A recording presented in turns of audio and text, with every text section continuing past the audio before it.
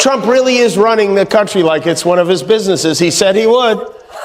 Just to give you some perspective, the government being shut down is even worse than when it's up and running.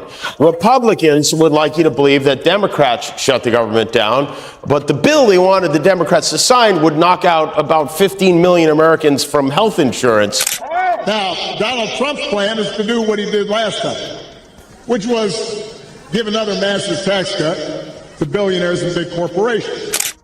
And the reason some people think, wow, I don't know, I remember that economy when he first came in being pretty good. Yeah, it was pretty good, because it was my economy.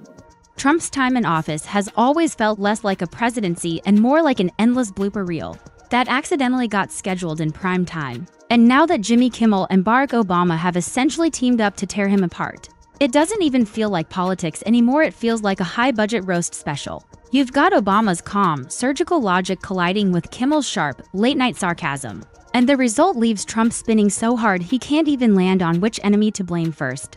The man who once branded himself as the ultimate winner now looks more like the grand prize in a nationwide comedy roast. For once, real life is both harsher and funnier than reality TV.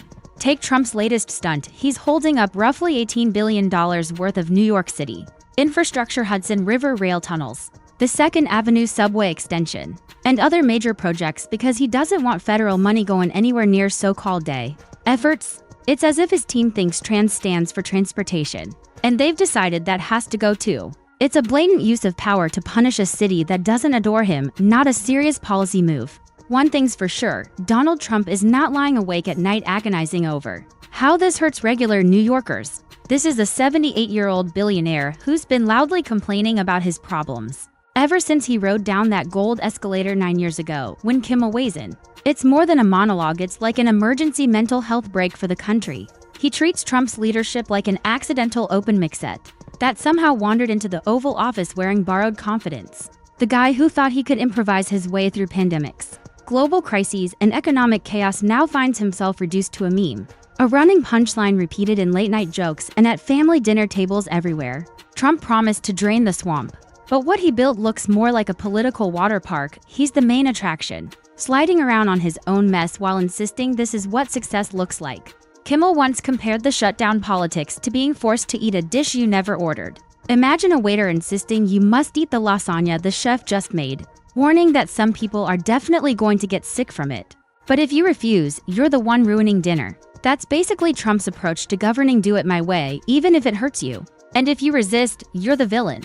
He even joked that the one upside to a shutdown is that the FCC stops answering consumer complaint lines, which, in Trump's Washington, is apparently what passes for progress. Obama, on the other hand, doesn't need volume or theatrics to dismantle Trump.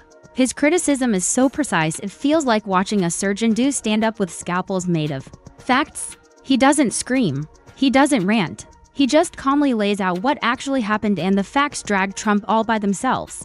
Trump's booming economy? Built on confusion, debt, and wishful branding. His foreign policy? A traveling circus tent that seems to catch fire every time he walks in. Obama doesn't have to write punchlines. Reality writes them for him. The contrast is so stark you can practically hear future history books sighing. Obama once described Trump as the neighbor who runs a leaf blower outside your window nonstop. From a neighbor, that's annoying. From a president, it's dangerous. Because deep down, Trump treats power as nothing more than a tool to get what he personally wants. It's not about service. It's about leverage. Kimmel jumps back in with his own jabs. He jokes that New York City projects are supposed to be delayed because, well, they're New York City projects, not because the president wants to blackmail Democrats into cutting healthcare. And then there's the conspiracy joke. Some people half seriously whisper that freezing tunnel construction is just an excuse to bury Epstein documents deep under the Hudson. That's how absurd things have become. The wild theories feel only slightly more ridiculous than the actual policy decisions. Meanwhile, in the middle of all this, you've got Senator Ted Cruz, nicknamed Sweaty Teddy by critics, suddenly calling for unity, which is its own brand of dark comedy.